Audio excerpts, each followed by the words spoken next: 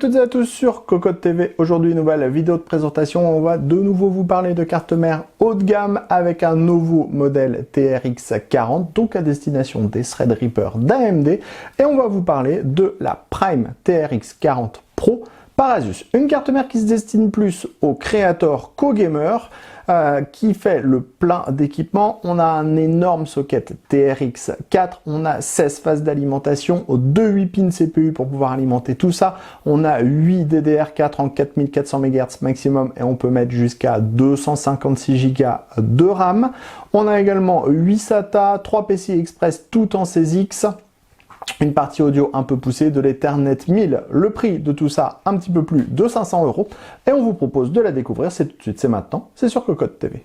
On commence avec le packaging, et sur cette boîte vous allez retrouver l'illustration de la carte mère, également la référence, à savoir Prime TRX 40 Pro. On retrouve également le logo Aurasync pour dire qu'on pourra gérer le RGB via la carte mère. Ensuite vous avez les logos AMD Ryzen, Nvidia SLI, AMD Radeon, DTS-X et bien sûr le TRX 40 pour le chipset qui est employé par cette carte mère.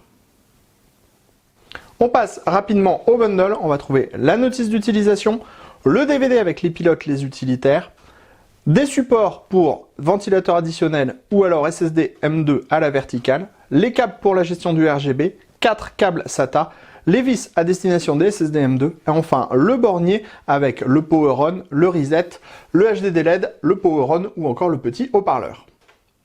Nous voilà maintenant au-dessus la Prime TRX 40 Pro.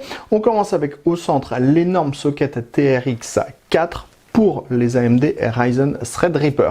Ensuite, on va avoir deux connecteurs 8 pins pour pouvoir alimenter les 16 phases d'alimentation dédiées au processeur. Des phases d'alimentation qui sont sous cet énorme bloc d'aluminium qui a été taillé dans la masse et qui rend vraiment très bien. Autour du socket TRX 4, on va retrouver 8 ports DDR4. On pourra aller en 4400 MHz maximum. Sachez qu'on pourra mettre 256 Go de mémoire DDR4 sur la carte mère, donc 32 Go par slot. Ensuite, on va retrouver le 24 broches ATX, un M2, l'USB type C, l'USB 3.1, 8 ports SATA 3. Dans la partie basse, on va retrouver tous les connecteurs pour l'USB, l'audio, le Power On, le Reset. On va également avoir un bouton de démarrage et un postcode. Ensuite, on va retrouver ici le radiateur actif qui va refroidir le chipset TRX 40. Et de ce chipset, on va avoir tout ce qui est la partie PCI Express avec 3 slots PCI Express 16X à la norme 4.0 qui fonctionnent tous en 16X, que vous ayez une carte, deux cartes ou trois cartes.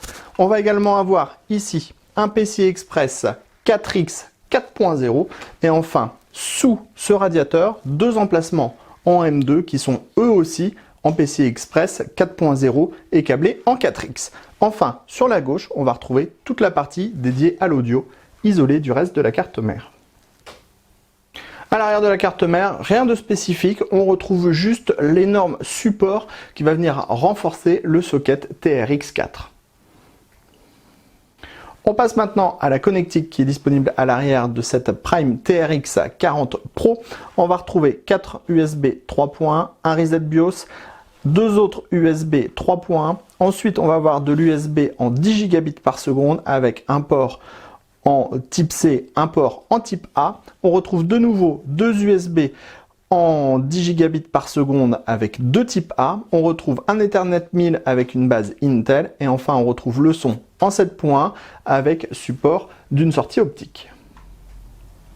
On en termine de la présentation de cette Prime TRX 40 Pro par Asus avec la carte mère allumée. Alors vous pouvez le voir juste à l'avant ici, on a le postcode qui va vous renseigner sur les phases de démarrage. On a également un Power On, donc ce qui vous permettra de démarrer la carte mère sans forcément avoir besoin de tout relier à l'intérieur de votre ordinateur. Au niveau du RGB, c'est assez sobre sur ce modèle Prime. On est plus sur un modèle de toute façon qui se destine aux créateurs plutôt qu'aux gamers. Donc on a uniquement en fait le logo Prime ici qui s'illumine avec une sorte de petite vaguelette RGB qu'on pourra bien sûr désactiver avec avec le logiciel Aura Sync, mais ça reste relativement discret. Par contre, vous pouvez le voir, ce qui n'est pas discret, c'est l'énorme ventirad CPU qu'on a monté sur la carte mère. On a mis un Darkrock Pro TR4 avec une base qui fait la taille du CPU, donc un ventirad qui est capable de dissiper jusqu'à 250 watts, ce qui est plutôt une bonne chose avec ce processeur qui chauffe quand même beaucoup. N'oublions pas qu'il a un nombre de corps absolument dingue pour un processeur qu'on peut acheter soi-même et monter dans un PC de bureau. Sur ce, on se donne rendez-vous très prochainement sur cocoteland.com pour toutes nos news, tous nos articles, tous nos tests, et bien sûr sur notre chaîne Cocotte TV pour toutes nos prochaines vidéos. On vous dit à très bientôt.